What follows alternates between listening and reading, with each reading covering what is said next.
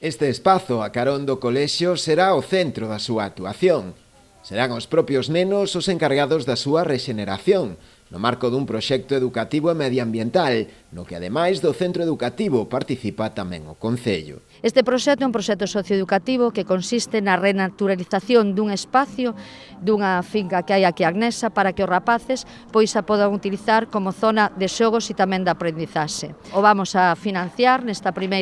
no que era a primeira parte que se inicia hoxe ata primeiros de decembro con un orzamento do arredor de un pouco máis de 15.000 euros e decirvos que ten varias fases e que para nós son un tipo de proxectos importantísimos porque non só sirven para regenerar o que é un espacio de maneira ambiental, sino que tamén nos sirven para que todos, tanto nenos como adultos, tomemos conciencia de que debemos coidar nosa terra, debemos coidar noso planeta e debemos de ter en conta todo o que é ao redor do que é o medio ambiente. Para a comunidade educativa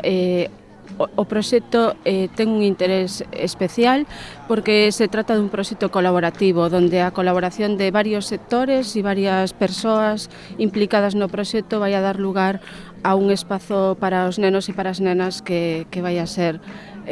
importante, ¿no? Estamos nun entorno natural, rodeados de natureza por todas partes e o que queríamos era un patio que se enmarcara en ese espacio e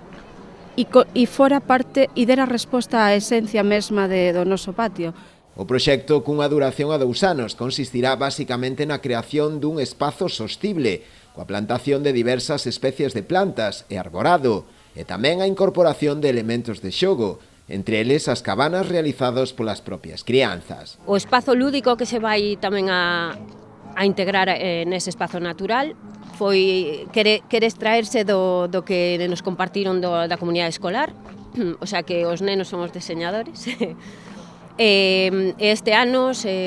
pois, contamos con facer estruturas vivas, esas cabañas que eles tanto disfrutan facendo. E como inicio deste proxecto, a modo simbólico, os rapaces xunto co propio profesorado do centro e tamén varias familias que quixeron participar nesta iniciativa realizaron unha especie de ritual que serviu de recoñecemento e agradecemento á natureza por todo o que nos dá e o que nos seguirá dando.